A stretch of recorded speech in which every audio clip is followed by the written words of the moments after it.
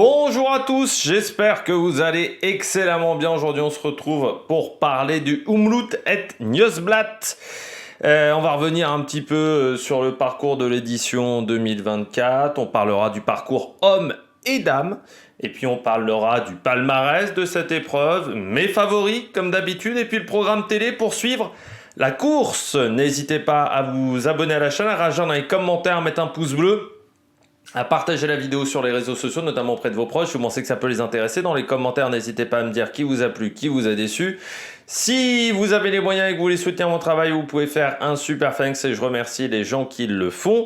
Vous pouvez également regarder les shorts et TikTok où vous avez les débriefs juste après l'arrivée des grandes compétitions. Et il y a la petite cloche également, comme ça vous êtes au courant des dernières vidéos qui sortent sur la chaîne. On commence tout de suite avec le Umlaut et Nieuwsblad. Début du week-end d'ouverture avec cette épreuve qui n'est jamais évidente. Pourquoi c'est jamais évident? Parce que c'est la première fois de l'année qu'on retourne sur les pavés. Alors oui, il y a eu la Classica Rennes-Parisor, mais c'est pas des pavés, c'est des chemins de terre. Et puis en plus, ça a été assez court. Et puis il n'y a pas une densité énorme sur cette course encore en termes de palmarès. Donc là, on se retrouve à avoir des secteurs pavés. Parfois, il y a des évolutions sur le matériel aussi. Donc, il y a des choses à tester sur cette épreuve. Des nouvelles pièces, des nouvelles suspensions, plein de petits paramètres qu'on peut modifier. Donc, c'est une course qui n'est pas évidente parce que c'est un petit peu la rentrée des classes. C'est pas une épreuve évidente parce que souvent les conditions climatiques sont difficiles, les secteurs sont boueux, les secteurs sont rarement très propres, c'est rarement sec, voire il peut faire très froid sur le Umlaut et Nieuwsblad. Et puis on peut quand même se dire qu'un petit peu comme le week-end d'ouverture en France avec le Grand Prix de la Marseillaise, eh bien, c'est pas toujours une bonne chose d'être en grande forme, c'est pas toujours une bonne chose de gagner cette épreuve parce qu'on est encore loin du Tour des Flandres. Et oui, on n'est que le 25 février, le Tour des Flandres, c'est mi-avril. Donc, c'est-à-dire qu'il y a encore 6 semaines de compétition. Donc, c'est pas toujours l'idéal. Et puis, il faut aussi se dire qu'il n'y a pas tous les leaders qui sont présents également. Alors, c'est une bonne nouvelle pour des coureurs qui veulent se montrer, pour des coureurs qui veulent faire un gros résultat et montrer à leurs équipes qu'ils peuvent être de bons équipiers pour leurs leaders sur les courses flandriennes. Mais ça peut être aussi une bonne chose pour des coureurs qui ont bien travaillé pendant l'hiver, de démontrer qu'ils sont en capacité désormais, qu'ils ont franchi un step pour progresser et pour potentiellement pouvoir jouer les troubles fêtes désormais sur ces classiques flandriennes. Alors du côté de la stratégie de course, on va pas se mentir, c'est assez rare qu'on ait des sprints à 25 coureurs à l'arrivée du Nieuwsblad, même si c'est déjà arrivé, notamment l'année où Ballerini s'était imposé. Il y avait eu du monde qui était dans le bon timing, mais souvent on arrive quand même à s'extirper à la pédale parce qu'il y a encore des différences de niveau et d'état de forme entre les différents coureurs du peloton professionnel. On regarde tout de suite la présentation du parcours. Le parcours 2023, pas de changement chez les garçons, il y a un petit changement chez les filles par rapport à 2023, pardon, le parcours 2024. Donc il n'y a pas de changement entre 2023 et 2024 chez les garçons. Donc on part de Gand pour aller à Ninove, 202 km pour cette édition. Le Angek qui sera le premier secteur pavé au kilomètre 37 à peu près. Donc je rappelle, sur les classiques flandriennes, vous avez à la fois des secteurs pavés et des monts. Tous les monts ne sont pas forcément pavés. Ça, il faut également le préciser. On aura donc, juste après le Leberg, ça s'enchaîne. C'est un enchaînement qu'on retrouvera au kilomètre 113, donc le secteur 5 et le mont du Leberg de nouveau enchaînés. Donc voilà, c'est une section que l'on retrouvera à 3 reprises, même parce qu'on l'aura également. Secteur 11, également ici, c'est le même enchaînement, donc Angek, donc le Angek, et le Leberg, ça s'enchaîne également. Forcément, je vais mal prononcer certaines choses, vu que c'est des noms à majorité à consonance flamande. Ensuite, on a le Langemunte qui, lui, est au niveau du kilomètre 90. C'est le deuxième secteur pavé de la course. Donc, certains secteurs pavés sont tout plats, mais la plupart sont plutôt en léger faux plat montant en Belgique. La différence, c'est que le pavé n'est pas du tout le pavé de Paris-Roubaix. C'est du pavé beaucoup plus propre Parfois, vous avez même les pavés sont sur une base de ciment, alors qu'à Paris-Roubaix, il n'y a absolument pas de base de ciment, à part sur le dernier secteur à Roubaix. Parfois, sur certains secteurs, vous avez une base quasiment fait comme une route en dessous et les pavés qui sont posés au-dessus. On a ensuite donc le Katteberg, 900 mètres à 4% de moyenne. Le Katteberg que l'on prendra qu'à une seule reprise, enchaîné avec le Holleweg, secteur numéro 4. Le Katteberg est un secteur pavé, car c'est un secteur c'est le secteur numéro 3. Vous avez donc ensuite le Hangek, de nouveau, enchaîné avec le Leberg, puis le Paderstraat. Alors le Paderstraat, ça pendant ces 6 semaines quasiment, je sais pas, c'est peut-être pas 6 semaines de classique flandrienne, on va le prendre à de nombreuses reprises, le Paderstraat. C'est une des plaques tournantes presque du cyclisme dans les Flandres. Alors attendez, le Hochtellerie, qui sera ensuite la section suivante au kilomètre 130, 1 km 2 à 4 de moyenne, puis le Valkenberg, 500 mètres à 8% de moyenne. Ce n'est absolument pas pareil que la montée de Valkenburg, pas à confondre, on peut confondre, donc il faut faire attention, c'est absolument pas le mont de l'Amstel. Et puis, on enchaîne avec le Wolvenberg, 600 mètres à 6,8%. Entre les deux, il y a un deuxième passage par le Holleweg. Et puis ensuite, on a le Kerkgathe, qui est le secteur numéro 8, qui est au kilomètre 148. J'aurais dû j'aurais dû garder une carte avec moi du kilométrage de tous les secteurs. Le Jagerridge, donc lui qui est juste après. Et puis, on a le Molenberg, 500 mètres à 6 de moyenne, je crois me rappeler. Le Hangwek, enchaîné avec le Leberg. Et puis ensuite, les secteurs un petit peu différents pour la fin de course, notamment le Berendries, là aussi un secteur qu'on connaît bien, 900 mètres à 6,8 de moyenne. Et puis, le secteur majeur, c'est cet enchaînement Kappelmuur, Bosberg, donc qui sont les deux derniers secteurs compliqués, et le Bosberg donc se situe à une quinzaine de kilomètres de l'arrivée sur cette course. Donc c'est vraiment pour moi c'est le Omloop Het Nieuwsblad, comme je dis souvent, c'est une belle course qui ressemble peut-être au Tour des Flandres. Pourquoi elle ressemble au Tour des Flandres? Parce que vous avez le dernier secteur qui est proche de l'arrivée, parce que vous avez quand même beaucoup de secteurs, vous avez beaucoup de kilomètres quand même de pavés. Alors la différence, c'est que ça fait 200 km, le Tour des Flandres en fait plus de 260. C'est ça qui fait la grosse différence. Mais comme le Grand Prix E3, ce sont des mini Tours des Flandres, parce qu'on a des montées, là le Kappelmuur par exemple, c'est des secteurs assez classiques du côté du cyclisme sur route. On enchaîne avec le Het Nieuwsblad féminin, désormais. Donc le début de course, donc 127 km, le début de course est différent, parce qu'on a un secteur en moins, on commence en fait à Langemunte, donc qui est au kilomètre 30.5. Et ensuite, on a des secteurs qui sont différents, surtout différents par rapport à l'année dernière, parce que chez les filles, on a l'arrivée du Kerkgathe qui remplace le Kapperidge, donc qui était un peu plus loin dans la course. Voilà, entre le secteur 3 et le secteur 4, il y a un changement. C'est-à-dire que l'année dernière, il y avait le Jagerridge qui était après le Jagerridge, pardon. Il y avait un secteur qui s'appelait le Kapperidge. Donc les deux s'enchaînaient, et maintenant en fait on a le Kerkgathe et le Jagerridge qui est avant. Je pense que je prononce très mal, je vous le dis tout de suite. En plus là j'aurais dû garder une fiche avec les secteurs à côté de moi.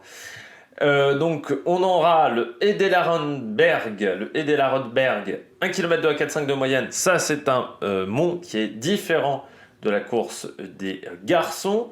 Le Holleweg, là c'est pareil. Le Wolvenberg, 800 mètres à 4,9, là c'est pareil. Donc le Kerkgathe et le Jagerridge. On aura le Molenberg, on aura également le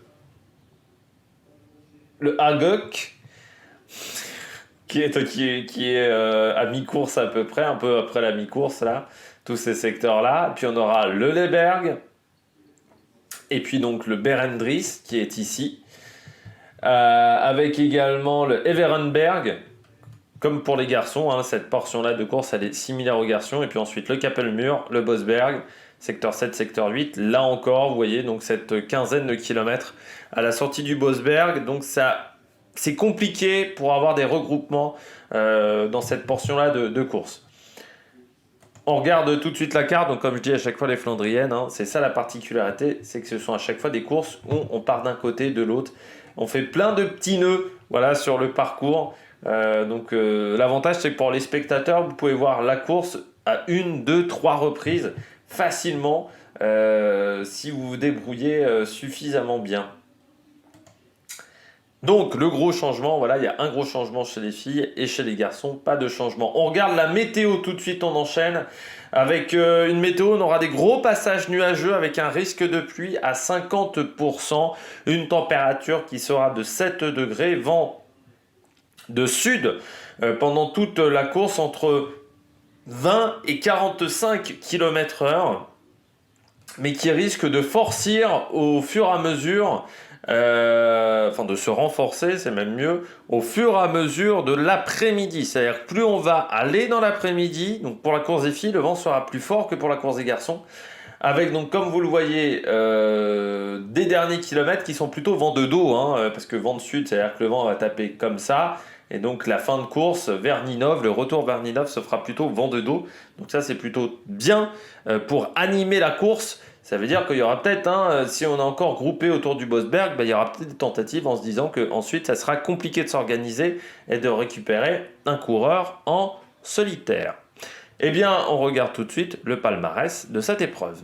On regarde tout de suite le palmarès de cette épreuve. On va commencer par les garçons et puis ensuite on ira du côté des filles. Première édition en 1945 avec Jan Bogerts devant Maurice Desemparleret, voilà, c'est compliqué, Desemparleret et Robert Van Ename, également du côté des Belges. Parmi les vainqueurs importants, le grand Eddy Merckx en 71 et 73 s'était imposé.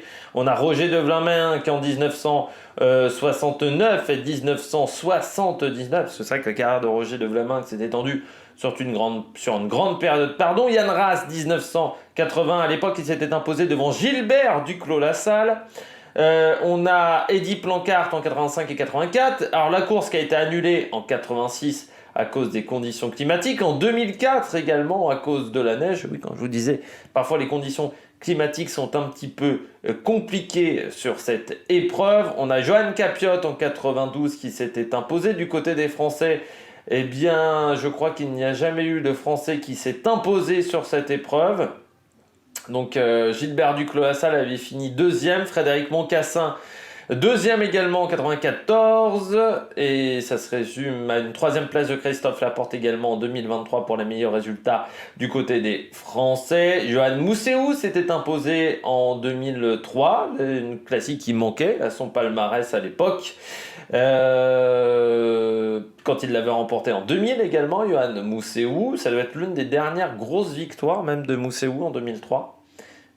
Philippe Gilbert l'a gagné en 2006, Van Avermaet 2016-2017, Jan Stannard 2014-2015, Ballerini en 2021 comme je le disais, au sprint devant Jack Stewart parmi les 10 derniers vainqueurs, donc Jan Stannard, on a également Van Avermaet, Valgren en 2018, Stibar en 2019, Stuyven en 2020, Ballerini en 2021, Van Aert en 2022 et Van Baarle en 2023. Du côté des filles, alors le palmarès là, c'est une épreuve qui est un peu plus récente, elle date de 2006.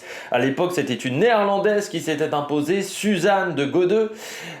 Parmi les grandes vainqueurs de cette épreuve, on a Emma Johansson en 2010 et 2011. Et puis, parmi les 10 dernières vainqueurs, eh bien, vous avez Amy Pieters en 2014, Anna van der Breggen en 2015, Elisabeth Deignan en 2016, Lucinda Brandt en 2017, Christina Sigart en 2018, Chantal van den Broek, Black en 2019, Annemiek van Vleuten en 2020, Van der Breggen en 2021, Van Vleuten de nouveau en 2022, puis l'année dernière, Kopecky s'était imposé devant Lorena Wiebes et Marta Bastianelli. C'était même la dernière grande course qui manquait au palmarès de l'OT Kopecky. Parmi la liste de départ chez les garçons, eh bien, on a du bon monde, hein. C'est une épreuve World Tour, avec du côté de la Visma, Leasebike, Van Barle, Van Aert, Laporte, Benoît, Jorgensen, notamment du côté d'Alpecin de Koninck. Eh bien, on aura, j'espère, Philipsen, on aura Quinton Hermans notamment, Lars Boven également dans cette formation. Du côté de la Soudal, Quick Step, on aura Julien Alaphilippe, le français Casper Asgreen également et Yves Lampart avec Moscon. Hein, ça sera intéressant de voir ce que ça peut donner Moscon sur les classiques. Intermarché viendra avec Guirmeil, avec également Hugo Pache, Adrien Petit et Mike Tenissen. Du côté d'Arkea, BNB Hotel, Florian Sénéchal, Amaury Capiot et Luca Mozzato. Du côté d'Astana, Sejbol. Et puis il y aura également Fedorov et Lutsenko au départ. Ça va être intéressant de voir ce que ça va donner du côté de Lutsenko. Parce que je crois me souvenir qu'il passait plutôt bien les pavés. Du côté de la Bahreïn, Victorious, on aura Moritz, Pasqualone, Fred White. Du côté de la Bora, on aura Jordi Meus. Bob Jungels également sera au départ, même si ça fait depuis quelques temps que les pavés ne sont plus la priorité de Bob Jungels. Du côté de la Cofidis, on aura Axel Zinglet, on aura également Alexis Goujard ou Pete Algart. Du côté de la Decathlon G2R, la Mondial Team, Oliver Nessen avec Pierre Gauthera. Moi, j'attends de voir ce que ça va donner. Et puis Edvald Boissonhagen qui a retrouvé une équipe après Total Energy. Du côté de F, on a Bettiol. On a également Valgren, ancien vainqueur, et Bissegger. Du côté de la Groupama, Stefan Kung, avec également Lewis Aski dans cette formation. Ineos Grenadiers, on aura Thomas Pidcock, on aura également Puccio et Cameron Wurf, l'un des plus anciens du peloton désormais. Je crois que c'est même le plus âgé des coureurs en World Tour. Du côté de la Lidl Trek, on aura Jesper Stuyven qui sera au départ avec Jonathan Milan et Tim de Klerk. Qui fera sa première classique flandrienne en dehors de l'équipe de Papy Lefebvre. Du côté de la Movistar, on aura Ivan Garcia Cortina ou encore Lascano qui a été performant à la classique à Rennes. Parisor. Du côté de la DSM, eh bien, on aura Patrick Eddy, Sean Flynn, Emile Lippins dans cette formation. Du côté de la Jayco Alula, donc c'est pas la grosse équipe DSM, du côté de la Jayco Alula, on aura Julianson dans cette formation avec Luc Durbridge. Du côté de la UAE, il y aura Tim Williams, Baroncini ou encore Morgado. Du côté de la Lotto Destiny, Arnaud Delis et Campenart. Du côté de la Team Flanders, eh bien, elle sera emmenée par Alex Coleman avec Arnaud Claes. Du côté de la Bingo Wallonie-Bruxelles, Nathan Van de Piet. Je ne sais toujours pas si on doit prononcer Van de Piet ou Van de Piete ou voilà, c'est vu qu'il est français. On aura Cyril Desal également ou Luca Van Boven. Du côté d'Israël, première tech Dylan Tuns, Chris Neyland, Riley Sheehan ou Tom Van Asbrook également dans cette formation. Du côté de la Q36.5, Fabio Christian avec également Tobias Ludvigsson et Frédéric Frison. Du côté de la Tudor, on aura Matteo Trentin qui sera le leader avec Pietre Kelemen ou encore Marius Merhofer. Du côté de la Uno X, on aura Alexander Christophe qui sera au départ avec Vareschkjold et Rasmus Stiller. Là aussi, il faudra se méfier d'un coureur comme Vareschkjold. Du côté des filles, eh bien, là aussi c'est une épreuve World Tour, donc toutes les équipes World Tour sont invitées à participer. Du côté des équipes au départ, la SD Works avec Lotte Kopecky, Domi, Voloring, Lorena Vibus ou encore Christine Majerus, c'est un petit peu la version féminine de l'équipe de la Visma Leasebike.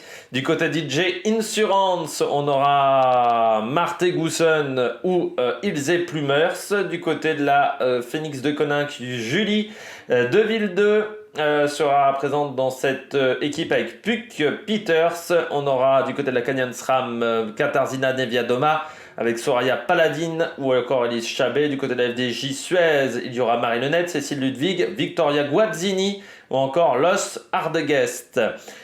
Du côté de la Human Powered Off, Audrey Cordon-Rago et Maëlle Grostet avec Romy Casper. Du côté de la Lidl Trek, on aura Lisa Balsamo avec Brody Chapman, Denian ou encore le Hugo Borghini. Du côté de l'équipe Liv Alula, Jayco. Donc, a été la réunification de deux équipes, la fusion de deux équipes. On aura Georgie Hoves ou encore Amber Pate. Du côté de la Movistar, on aura Aude Bianic et Manos Gard avec Flore Mackay, qui aura un rôle important désormais, Flore Mackay, dans cette équipe. Du côté de la DSM, on vient avec Pierre Gorgui ou encore Francesca Baralde. Du côté de la Visma Leasebike, Marianne Vos avec Margot Vigier, la française, et Anna Anderson. Du côté de la UAE, Chiara Consoni avec Bertide Zolo ou encore Silvia Persico. Du côté de la Uno X, eh bien, on vient avec Simone Boilard, Comte Falonieri et Didier Rexon. Du côté de la Lotto Destiny, Make Docs avec Talita de Jong. Du côté de l'équipe Proximus, donc là on attaque les équipes continentales avec la Lotto Destiny. L'équipe Proximus, eh bien, ça sera Lente Boscamp. Du côté de la Arkea BNB Hotel, il y aura Marie-Morgane Le Dunf, notamment du côté des spécialistes du cyclocross. Et puis Emilia Faline. Du côté de la Beeping, ça sera Casagranda qui emmènera l'équipe. Du côté de la Cofidis, il y aura Victoire Berthaud et Alana Castric. Donc ça peut être, et Sarah Roy aussi, ça peut être une très très belle équipe, la Cofidis au départ. Du côté de la EF, Megan Hermitage avec Kristen Faulkner et Alison Jackson. Du côté du L Cycling Team, eh bien, il y aura Marjolaine Van Tigeloff et Nicole Frein. Du côté de la Team Coupe, Repsol, India Granger sera au départ la française. Du côté de l'équipe Comugui Grand Est, il y aura Chloé Charpentier ou Finn Delbareux. Et puis il y a l'équipe Volker Wessel Women Pro Cycling Team avec Valérie Demey et l'équipe Chevalmer avec Minke Becker ou encore Nathalie Bex. Donc pas mal d'équipes au départ de cette épreuve.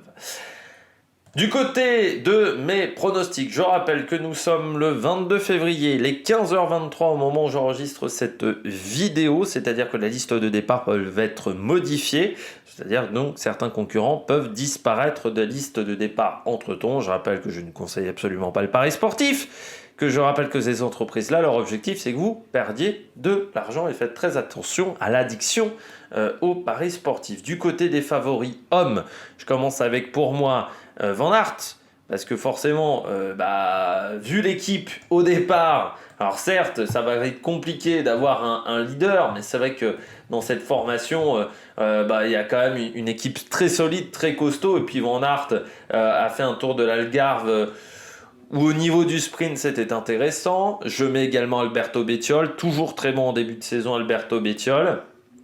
Et puis Mohoric parce qu'il a été intéressant sur le Tour de la Communauté de Valence.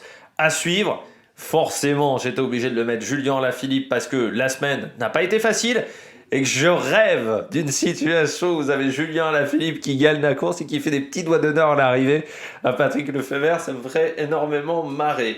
On a également Stephen Kung du côté de la Groupama FDJ, puis Pierre Gauthera. Pourquoi j'ai mis Pierre Gauthera? Parce que ça m'intéresse de voir ce que ça va donner Pierre Gauthera sur cette épreuve avec quand même des décathlons AG2R qui sont en très grande forme depuis le début de saison. Du côté des favoris femmes, eh bien j'ai mis bien entendu Lotte Kopecky parce qu'elle a été impressionnante sur l'UAE Tour. Alors ça veut dire qu'il va falloir faire attention quand même au choc thermique du côté de Lotte Kopecky, mais on sait sa condition physique et on sait sa réelle force. J'ai mis Balsamo. J'ai mis Consonier pas Persico du côté de chez UAE. Dans les grosses cotes, la grosse cote que j'ai mis, moi, c'est Alana Castric, la Belge du côté de la Cofidis. La Cofidis a une belle équipe au départ de cette épreuve. Du côté du programme TD, eh bien, ça sera sur Eurosport 2 à partir de 13h30. Ça sera à 14h sur la plateforme L'équipe. Du côté de la télévision belge, je crois que la VRT prend l'antenne à 13h30 et je crois que du côté de la Une, c'est un petit peu plus tard. C'est je crois 14h30, mais j'ai oublié de noter du côté de la télévision belge. Donc vérifiez, n'hésitez pas à vérifier pour les horaires. Eh bien, j'espère que vous avez aimé cette vidéo. Si vous avez aimé cette vidéo, n'hésitez pas à vous abonner à la chaîne, à réagir dans les commentaires, à mettre un pouce bleu, à partager la vidéo sur les réseaux sociaux, notamment auprès de vos proches, si vous pensez que ça peut les intéresser. Et puis nous, on se retrouve pour de nouvelles aventures sur la Méric Production. Ciao, ciao!